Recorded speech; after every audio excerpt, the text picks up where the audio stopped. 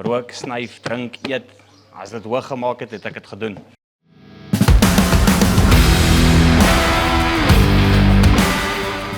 My naam is Stanley de Pre, ek kom oorspronklik van Johannesburg af. Ek het nou so jaar en 6 maande het ek van die straat afgekom. Na 4 jaar van op die straat te lewe, 6 jaar verslaaf aan dwelms, alles wat ek my hande op kon kry. Rook, snyf, drink, eet. As dit hoog gemaak het, het ek dit gedoen. So ja, dit was vir my die inding gewees. Ek sê altyd voordat ek ABC kon sê, het ek geweet hoe om dwelms te verkoop. Dis die tipe opbrengs wat ek uitkom. So ek het groot geword in 'n gebroke huis waar my ma altyd ouens boyfriends gehad het. Sal maar sê boyfriends. Maar ja, sy was in 'n baie spesifieke job description gewees. So sy het onder die mans wat dwelms verkoop en dwelms maak geboer. So ja, ek was blootgestel aan alles wat bende betrokke is op 'n baie jong ouderdom. Voordat ek graad 1 was, het ek geweet om kokaine te verkoop aan mense. So ja, ek was basies 'n klein rannertjie gewees voordat ek skool toe gegaan het. En ja, ek het uit 'n baie donker leefstyl uitgekom. Ek is verkragt deur 'n vrou toe ek 9 jaar oud. Ek was verkragt aan 'n man toe ek 12 was, verkragt toe ek 16 was. En ja, ek was uit 'n baie donker plek uitgekom. En ek wil nie te veel huiwer aan die slegte goed nie, want dit het my gemaak wie ek is vandag. Weet jy, ek sal nie een oomblik verskillend vat nie. Ek sal nie een tree verander nie. Want net daai een tree verandering sal gemaak het dat ek dalk vandag 'n valse Christen is. Sou dalk gemaak het dat ek mense seermaak in Christendom. En ek is bly om die pad te geloop het wat ek geloop het, want ek het al deur daai pad het ek al soveel mense langs die pad ontmoet en help op my eie manier. Met die wete dat Jesus langs my loop. En ek het nou 6 maande voordat ek hiernatoe gekom het, het ek skoon gekom. En ek het vir hom Rooies ontmoet en ek het hier kom werk. Ek het oorspronklik eers hier kom werk as 'n maintenance man. En ja, so onlangs, kom sê so 5 maande terug, het oom Rooies my uit dit uitgehaal en my in leierskapposisies begin sit. En ek staan hier met die voorreg om vandag te leer hoe om 'n adjunkhoof te wees van School of Fire.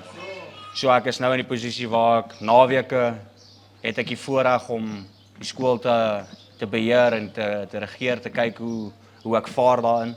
So die Here het my al gebruik in soveel maniere. Ek het al my testimonie uitgedeel vir soveel mense. Ek het al 2 op YouTube en ek weet ek bereik mense met my storie. En die Here het my kom red op reg. Toe ek eers hier kom, ek is nou al 'n jaar hierso, 'n jaar en 'n maand. Maar my eerste, kom ons sê 7 maande van School of Fire het ek maar net gefreeload. Ek het geloof, ek het gevat as maar net nog 'n plek om te bly en jy weet, my lewe weg te gooi. En ek het onlangs op 'n uitreik gegaan, so rukkie terug, Pretoria toe. Nie nou met die march nie, maar voor dit. En ek het baie hard geval hier in die kerk van ons en ek het die Here gepleit en ek het gevra. En daar dinge in my lewe gebeur en ek het die Here gevra werklik, hoekom gebeur dit vir my? Dit is nou die tweede keer in my lewe wat dit gaan gebeur met my en ek waardeer dit nie. Ek aanvaar dit nie. Ek het met die Here geworstel en ek het hom gevra, hoekom is dit so? Want die eerste keer wat so ietsie met my lewe gebeur het was toe ek 10 was, toe my oupa oorlede is. Die enigste manfiguur in my hele lewe, my beste vriend, my oom, my pa, my alles. En die Here het hom weggevat op die ouderdom van 10. Toe verwyd ek die Here, toe sê ek haat die Here. En op baie ouderdom was ek al klaar groot in Christendom. Ek was groot in die kerk gewees. Ek was 'n usher, 'n vlagdanser. Ek het gebid in tale. Ek het vir pastore geprofeteer, gastepastore. Ek het mense laat huil met gebed. En die Here het als my op 'n skinkbord gegee op die ouderdom van 9. En net omdat ek die Here verwyd het, toe die Here gesê, "Wel, jy het dit op 'n goue platter gehad, nou gaan jy maar as pad moet stap." En ek het die pad maar gestap en ek is nou 28. So ek het niks om te wys vir my lewe van 28 jaar se lewe nie. Maar ek het iets groter as dit om te wys. Sy naam is Jesus. Ek het nou vir die afgelope jaar en 9 maande van my lewe het ek nog nie een van my eie planne gemaak nie. Die Here het vir my voorsien, klere, dak oor my kop, kos in my maag, finansies om koeldrank te kan koop. Finansies om saam met my vriende te kan kuier. Ek meen, ek het nou 'n familie ontvang wat, ja, daar's niemand daar buite wat met ons gaan kom mors nie. Ons mag beklei soos kat en hond onder mekaar, maar niemand van buite af gaan kom mors met ons nie. Ons is een groot mal familie en ons is lief vir mekaar in ons eie manier. En die Here het vir my regtig baie gegee vandat ek tot erkenning gekom het en gesê het, weet jy wat Here, hier is my lewe. Vat my en maak met my wat U wil. En die dag wat ek ernstig geraak het met God, is die dag wat ek gesien het, ek soek die Here in 'n hele verkeerde manier. Want ons as addicts is gewoond daaraan om aan die Here te roep, net wanneer ons in nood is, net voordat ons in die polisie van ingelaai word, net voordat ons gevang word in die mense se huis besig om te steel. Net voordat ons gaan gevang word met dwelms. Net voordat die Nigerian ons wil slaan omdat ons sy dwelms gesteel het. Ons is altyd geneig om die Here te roep aan dit, maar ons vergeet van hom as die tye goed gaan. Ons vergeet heeltemal van hom. En dan soek ons net die hele tyd die Here se hand in plaas van sy hart. En toe ek op Pretoria uitreik was, het ek die Here gevra om my te gebruik in 'n manier soos nog nooit tevore nie. En daar het 'n stuk gekom waar ek gesê het, Here, laat ons geseën word. Ons as studente op die uitreik. Ons het by 'n plek gekom, daar was sweets en chips en alles op die tafel vir ons, en ek het geskiem, Jessie, dankie Here, dis nice. Koeldranke, sweets, toffies, die works. Ons was bederf geweest. Toe sê ek vir die Here, dankie vir dit. En die Here het vir my duidelik gesê, ek is nog nie klaar nie. Sê my, okay, hoekom? Ons is nou mos klaar geseën. En ons het gesit en so rukkie het verbygegaan en die mense wie ons gaan sien het verbygeloop en 'n wit koevertjie vir ons almal neergesit. Ons was 15 mense gewees. Ek dink 15 of 17 mense gewees. Elkeen het 'n koevertjie gekry met R1000 in, kontant. Waar die Here vir my gesê het, soek my hand, jy sal ontvang, maar nie in oorvloed nie.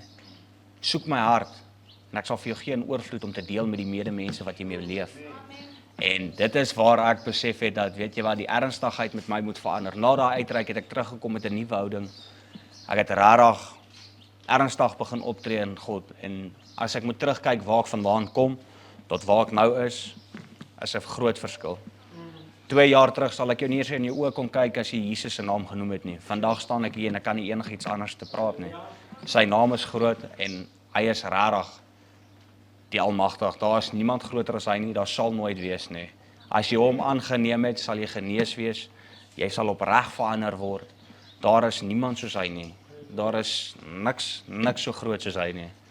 Ek staan hier voor julle diep gewortel in Christus. En ek weet ek gaan nog verder groei in hom. En ek weet ek gaan nog, as ek hier uitgaan, gaan ek 'n fondasie sterk genoeg hê om die aarde oor te vat.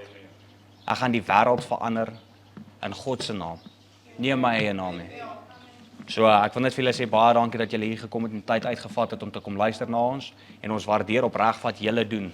Daar was 'n tyd gewees in my lewe waar ek gewens het ek kon 'n maatskappy kry wat doen wat julle doen, wat uitgaan en doen wat julle doen. Dit is baie skaars daar buite en mense het dit nodig. Mense is baie vinnig om te oordeel. Die man is vuil, die man is 'n houbou, die man bedel, hy soek net geld, hy wil net weer drugs kry.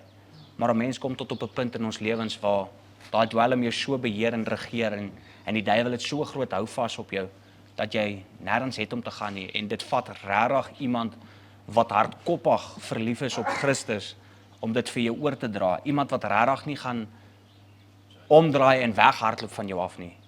'n Mens het regtig fokus en liefde en geduld nodig met 'n mens wat op dwelms is. Mense verstaan dit nie altyd dat as daar's regtig iets van dit wat 'n mens nie sal verstaan dan lees jy al deur dit is nie. Baie mense kan in teorie sê, die en die en die, maar die prakties daar agter is enige iemand wat 'n recovering addict is sal vir jou kan sê dit is werklik iets heeltemal anders. So ja, ek staan hier so skoon vir amper 2 jaar nou van die harde goed af. Ek is nou, kom ons sê, 5 maande laas wat ek gerook het, so ek is van die sigarette af ook. Ek het opgehou drink toe ek 23. So ja, die Here het baie hard in my lewe gewerk en alle eer aan hom en niemand gaan my enigstens anders te oortuig dat daar iemand is wat my beter kan wys in die lewe nie. So ja, mense, baie dankie vir julle tyd en moeite. Waardeer julle.